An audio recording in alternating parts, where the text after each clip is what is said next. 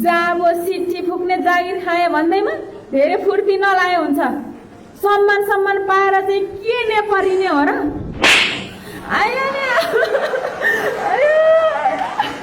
गाडी बेजती मेरो घर, तर नेपाल प्रहरी ट्राफिक प्रहरी जस्तो गरिमामय क्षेत्रमा आज आउने नबोल। म सहन सक्दिनँ। म पनि सहन सक्दिनँ। दुईटा कुरा कान खोलेर सुन, कि त फुरुक्क विदेश आऊ, कि त भने मलाई डिभोर्स देऊ। सिट्ठी फुक्नेसँग बस्नु भन्दा त बरु जनकपुर धाममा शङ्ख फुक्नेसँग बस्नु बेस। मलाई फुरुक्क डिसिजन चाहियो।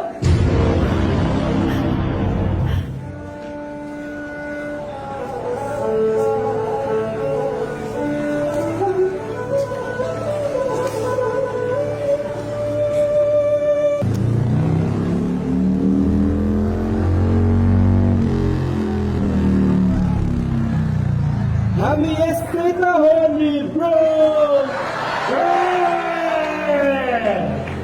मिलेन लेभलतिर बाउ बोला। अब पाउ होइन, अब विशालले बोला केटा। विशाले, विशाले विशाले घटे बाहिर आइज। ल केटाहरू आइदिएको खोइ त, टाउकामा हेलमेट पनि छैन त।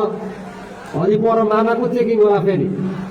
हे मुला मामा समय त चिन्ता नगर न, तेरो दाई छँदैछ नि यहाँ, तेरो दाई। ल अलि पर त आइज बस। आइए चेप्पे तयार केटा हो।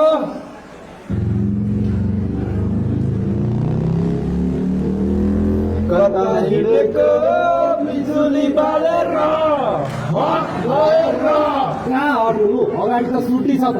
ए सुधी कहाँ बिच बाटोमा हिँडेको, ज्यानको माया छैन क्या हो? हुन त मर्ने बेला भइसकेको रहेछ। झन्डै हानेर मारेन बच्चाहरूले। सडक गाडी कुद्न मात्र नभएर मान्छे ओहोर दोहोर गर्छन् भन्ने कुरा कस्तो नबुझ्या होला। जाने माल नजाने काल भन्थे, किन बतास जसरी हुर्किएका हुन्, नबुझेका भन्न मिल्दैन। हरे राम, यी बाबुहरूलाई सद्बुद्धि देऊ है भगवान।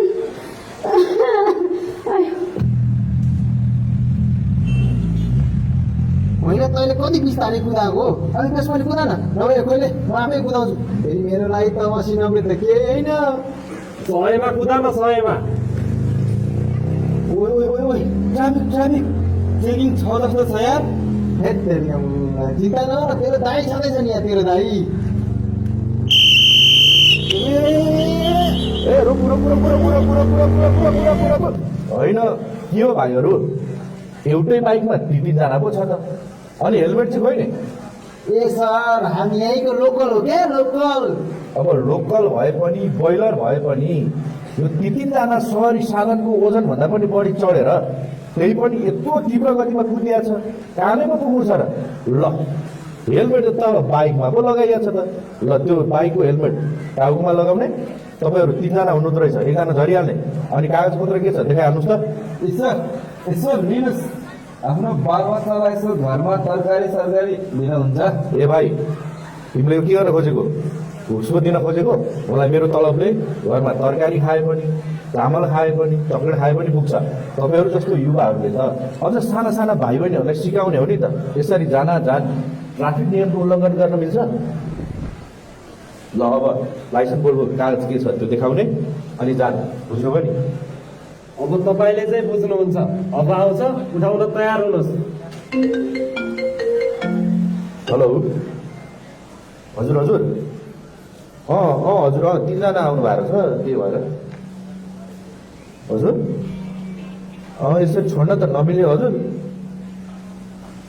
हुन्छ हुन्छ हुन्छ हजुर, हेर्नुहोस् हामीले तपाईँहरूकै सुरक्षाको निम्ति भनेका हौँ। अब आइन्दा यस्तो गल्ती नगर्नु होला। तपाईँहरू 2 जना जानु होला, 1 जना चाहिँ झर्नुहोस्, एकछिन पछाडि जानु होला।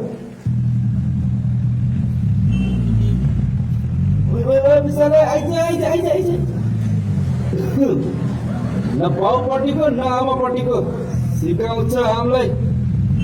बाइक त बरु यसरी चलाउनु पर्यो भनेर ट्राफिकहरूले हामीसँग सिक्नुपर्छ।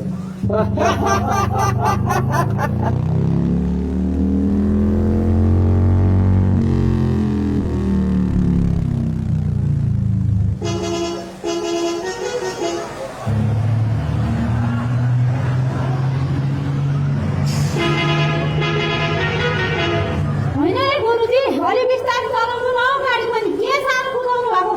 हे तेरिका बिस्तारै त कुरा छु नि हौ।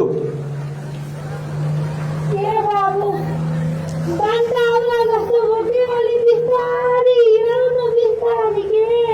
होइन आमा, योमा त कति स्लो कुदाउनु है, आफै आएर कुदाउनु त्यसो भए। ए दिदी त चढिहाल्नु हतार छ। होइन त सिधै छैन त बस्नको लागि। कस्तो प्याक हो गाडी।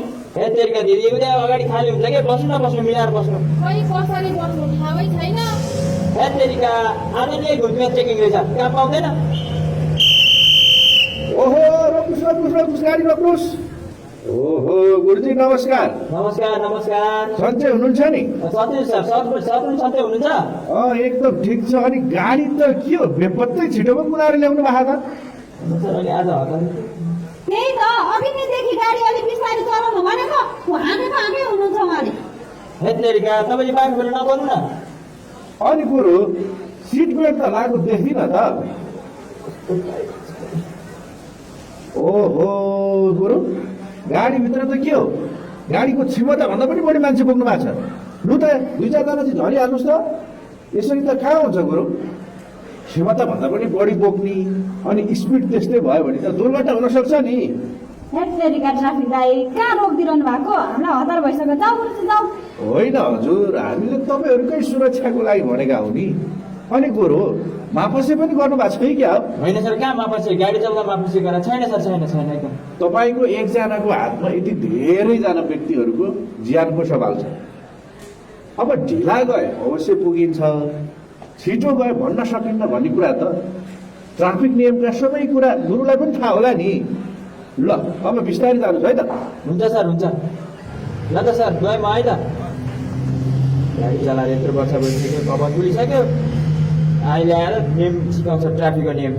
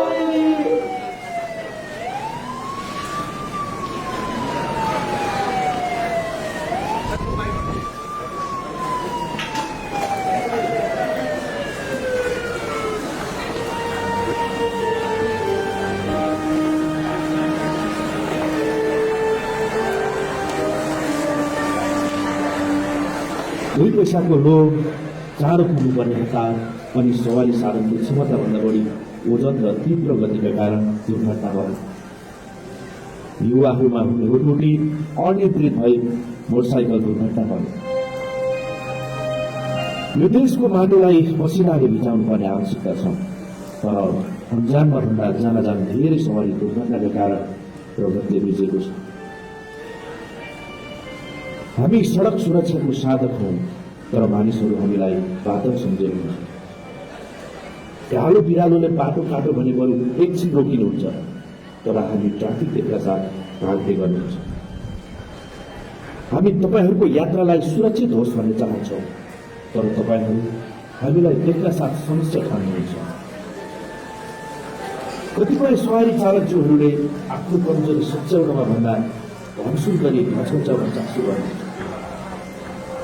जबसम्म ट्राफिक नियमहरू ट्राफिकको लागि मात्र हो भनेर सवारी चालक अनि सडक प्रयोगकर्ताहरूको मनमा हुन्छ, तबसम्म दुर्घटना भइरहन्छ, बढिरहन्छ। जबसम्म ट्राफिक प्रहरीलाई साथी नभएर शत्रुको व्यवहार गरिन्छ, सोचिन्छ, तबसम्म त्यो घटना भइरहन्छ भइरहन्छ। ट्राफिक नियम पालना गरौँ, दुर्घटनाबाट बस्ने मात्र होइन, सबै नागरिकको परिचय हो।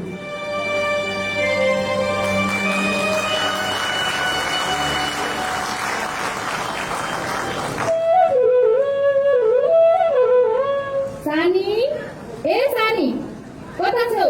बाहिर आऊ त। ए दिदी, तपाईँ पो? अनि कता हिँड्नु भयो?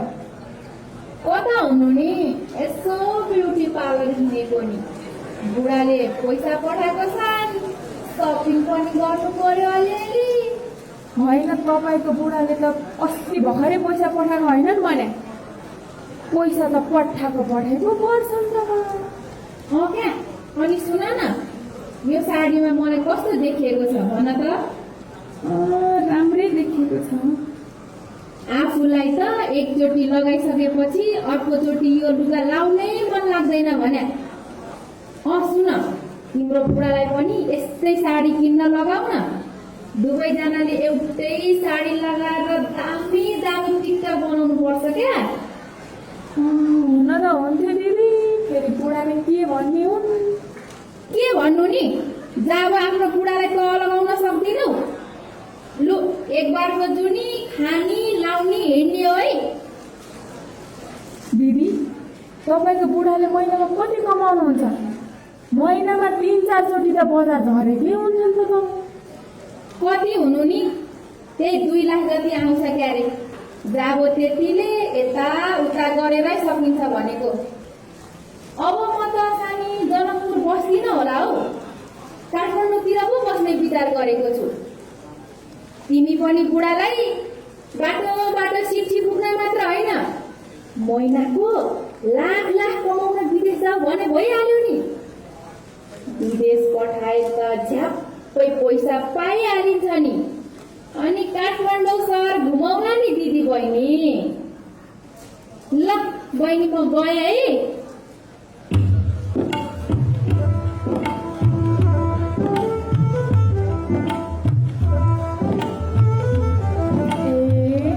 हजुर आइपुग्नु भयो। परिवारलाई भन्दा बढी समय आफ्नो पेसालाई दिनु भएको छ। हेर, रात दिनको बाटोमा बसेर ठुलै धुलो भएर आउनु भएछ। होइन, सधैँ सुँड पसारेर बस्ने मेरो बुढी आज त निकै फुर्ती फाटिएको छ त। ट्राफिक प्रहरीको श्रीमती पो हो त। अनि के घोसे मुन्टो लगाएर बस्नु त? बुढा, एउटा कुरा भन्छु, मान्नुहोस् है। एउटा होइन, दुइटै भन न, के हो कुरो? सुन्नुहोस् न, मलाई 30,000 जति पैसा चाहिएको थियो। अब तलब आउन बाँकी नै छ, अनि अहिले नै किन पो चाहियो? साडी किन्नलाई। साडी किन्नलाई 30,000?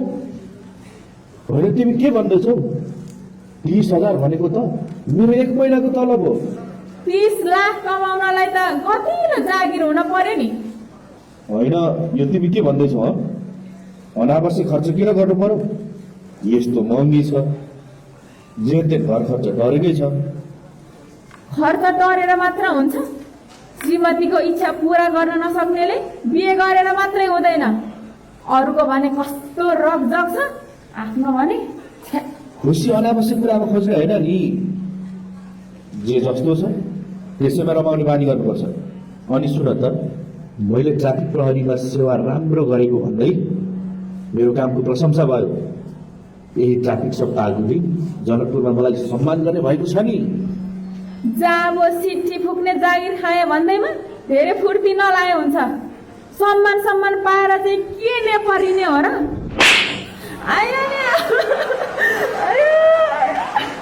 गाली बेजती मेरो घर, तर नेपाल प्रहरी ट्राफिक प्रहरी जस्तो गरिमामय क्षेत्रमा आँच आउने नबोल, म सहन सक्दिनँ। म पनि सहन सक्दिनँ। दुईटा कुरा कान खोलेर सुन, कि त फुरुक्क विदेश जाऊ, कि त भने मलाई डिभोर्स देऊ। चिठी फुक्नेसँग बस्नु भन्दा त बरु जनकपुर धाममा शङ्ख फुक्नेसँग बस्नु बेस। मलाई फुरुक्क डिसिजन चाहियो।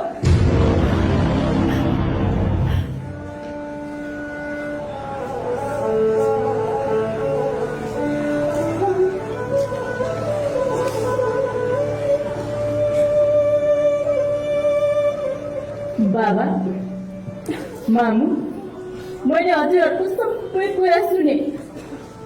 मामु किन यस्तो निर्णय लिन खोज्नु भएको? किन झगडा गर्नु भएको? मामु घर छाडेर जाने कुरा नगर्नुहोस्। झन् आज रिजल्ट आएको दिन हजुरहरूलाई सुनाउँछु भनेर कति खुसी भएको थियो, तर हजुरहरू भने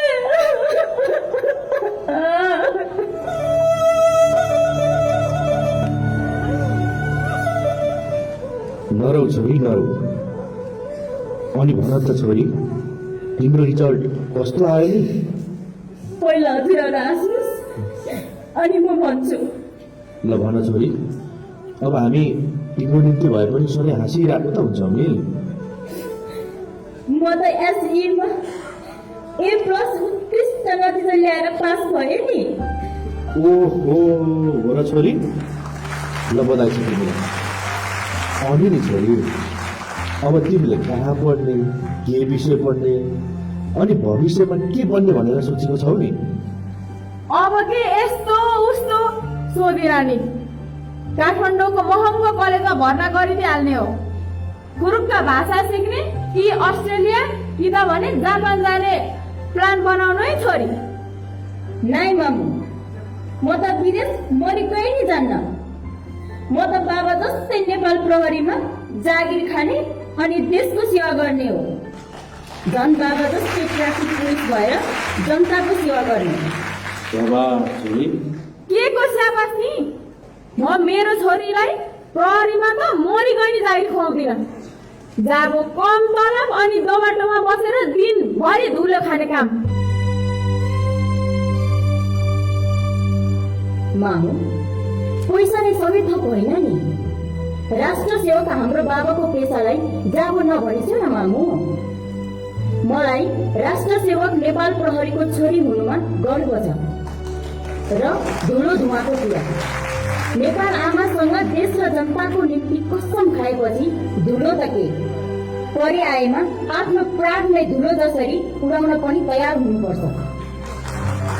मामु, राष्ट्र सेवक नेपाल प्रहरीको छोरी भनेर गर्व गर्दै आफ्नो शिर ठाडो पारेर दिनुभएको इज्जतको अगाडि यो धन सम्पत्ति अभाव त केही होइन रहेछ। प्रहरीको छोरी, प्रहरीको श्रीमती, प्रहरीको बाबा, यसरी गरिमामय प्रहरी संगठनको परिचय नाम जोडेर पहिचान बनाउने जो कोहीको भाग्यमा हुँदैन मामु। जसरी बाबाले सेवा गर्नु भएको छ हो, अब म पनि नेपाल प्रहरीमा जागिर खाएर यो देशको सेवा गर्न चाहन्छु। मामु, अब हजुर भन्छु, सम्पत्तिको लागि बाबालाई परदेश रोज्नुहुन्छ कि मेरो सपना नेपाल प्रहरी रोज्नुहुन्छ?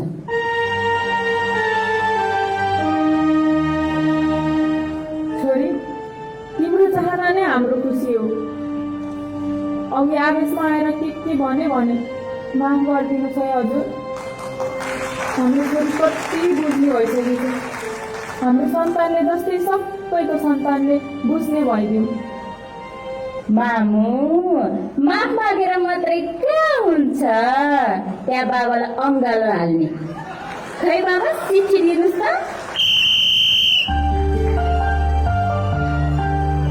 अनि बाबा, आज हजुरहरूको ट्राफिक सप्ताह कार्यक्रममा म एउटा गीतमा नाच्छु भनेको छु। हाम्रो राजकुमार सिलवाल अङ्कलले हुन्छ भन्नुभएको छ। लु म नाचेर देखाउँछु, हजुरहरू ताली बजाउनुहोस् ल। लु लु लु, सबैजनाले ताली बजाउनुहोस् त।